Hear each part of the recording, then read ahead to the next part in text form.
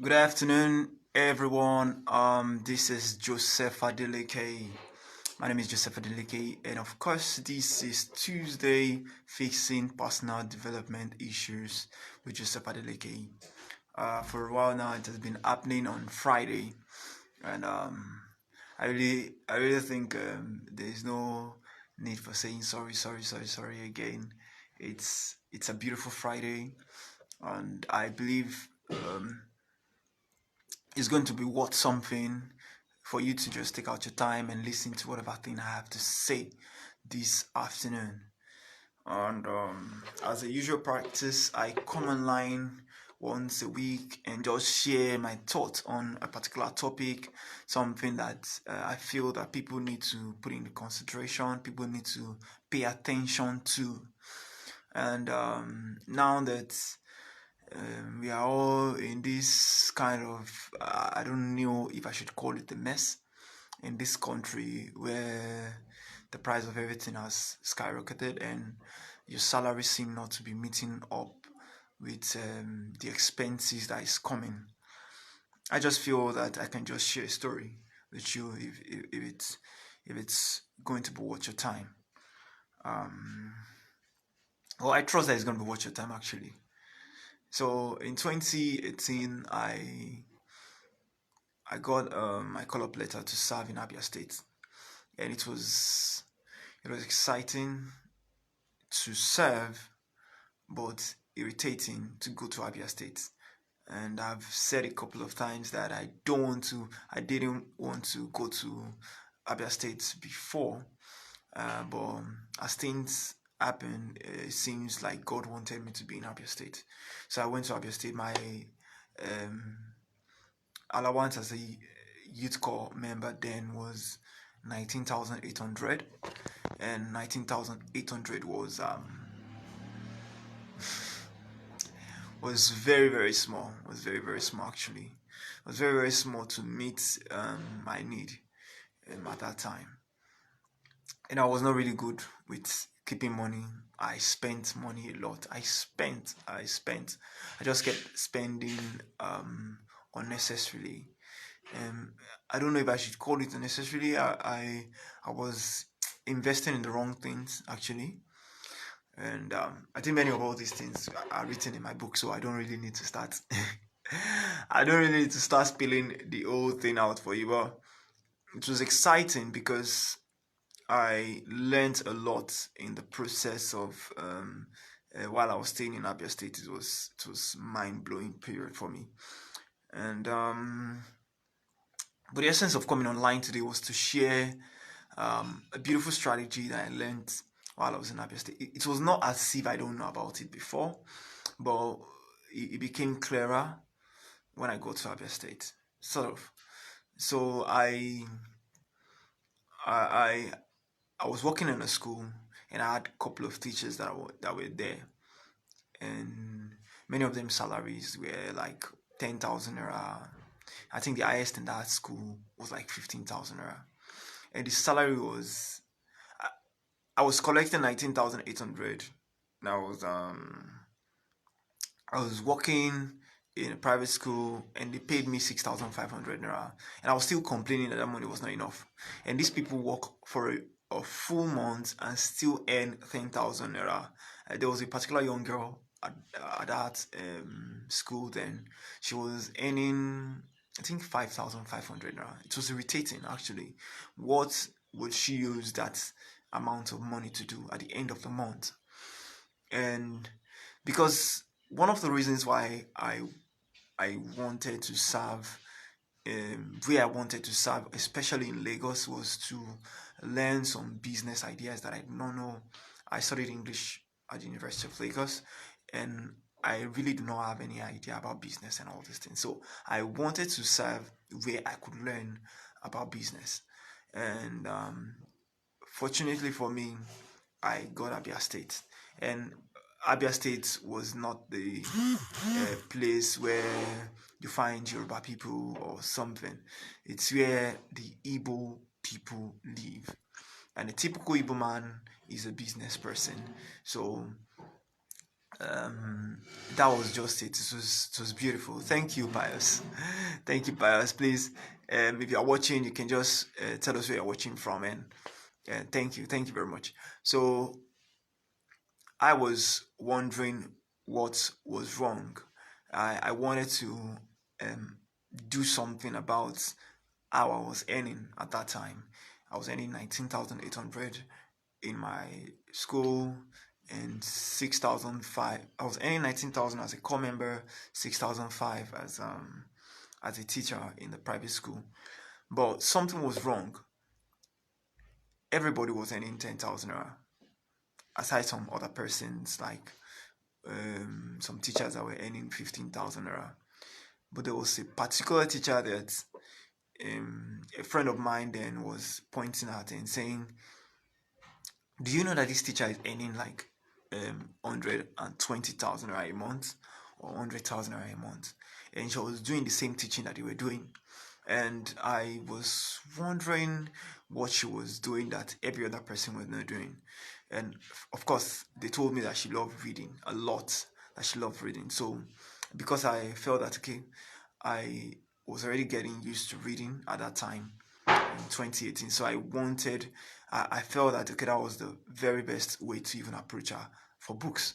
So I approached her and I asked her about the kind of books that she read, and she started telling me she was excited that she met someone of a kind that reads, and I shared the couple of books that I've read at that time. I just thank God I had started reading, and a big shout out to Nimota because she was one that I usually borrow her books from, and she started enjoying the conversation with me and telling me that this that about the books I just read, about how money is everywhere and all those kind of thing. And it was exciting for me that someone that I met in Abia State have this so much drive to making money like this. And I really needed to know what she was doing to earn as much as she does. So it was not too long before I got the secret. She was actually working in like 10 schools, and in each of the 10 schools, I think she was earning some months, she was earning maybe 12,000, some other schools, she was earning 10,000. And what she does is she moved from this school poof, to another school, poof, to another school, and she keeps moving from one school to another.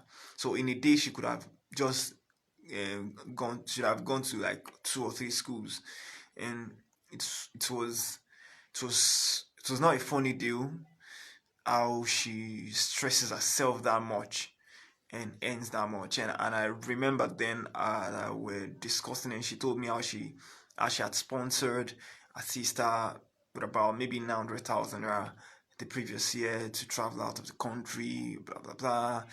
And I was looking at it that someone that was doing a teaching job could sponsor another person to travel out of the country. And what was she doing? She was multiplying that one effort into several things. Now, instead of just teaching in one school and earning 10,000 naira, she had multiplied that effort into 10 different schools and earned 10,000 naira for 10 different places. And it was a big revelation for me. At that time, I think that was like maybe like 8 months past my service year, but I was happy that I could get the Christian people will say Kasha Rema. So I was happy that I could get that before leaving Abia State, and it was beautiful for me. It was beautiful knowing that if I work in a place, I could actually work in several other places, and the effort could amount to much, not just putting all my eggs in one basket and all those kind of things. So what I did was to teach. I had to scribble my own application letter, then I submitted it to another school, then I got a job as a teacher, aside from the school that I was earning 6,500, then the other school, I think the other school paid me 8,000 or 10,000 or so for a month at that time. And I got another job as an editor. I got another job. I know that I was doing like a couple of things at that time. And before I left Abia State, I was already earning like, I think 70 to 100,000 naira with my allowance. Of course, everything now became like 100,000 naira a month. And I was not earning that much before I met that lady. But because she shared that secret with me and I applied it, and that was what happened to me.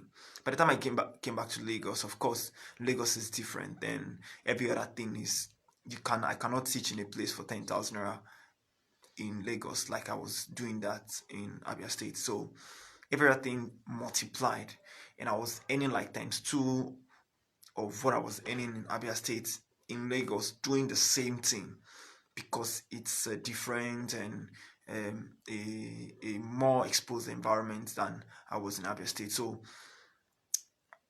that is what I feel that people who want to survive in this economy, that things are getting tough for people, things are getting very hard, things are becoming difficult for some other persons and all this kind of thing. Instead of just putting all your efforts in just one thing, why not think about every other options, and you just put a seed here, put a seed here, put a seed here, put a seed here, and you expect returns from everything. But of course, over time, after doing that strategy, after doing these things, I had to stop. I had to just reduce those things. And the reason why I had to reduce it is because I realized that it is not it is not for that strategy that worked for me, or that is capable of working for every other person also. The truth is, it was not really the struggle that made that money. It was not the struggle of pushing that money in different baskets that made that money. It was the strategy that she put into making that money that made that money. And of course, for you to make money, you need to sit down, right, and think of strategies. Do you understand? It is not necessary for you to work 24 hours a day before you can make as much as you want to. It is not necessary for you to work 24 hours a day to make as much. Of course, the effort you need to put, the time, the thinking, the whole process of getting things right can take you a couple of 24 hours to put together. But when you kickstart, you shouldn't be working as much as you work from the start. And that is what I just believe. It's a personal belief. It's not necessary for everybody to key into that same school of thought.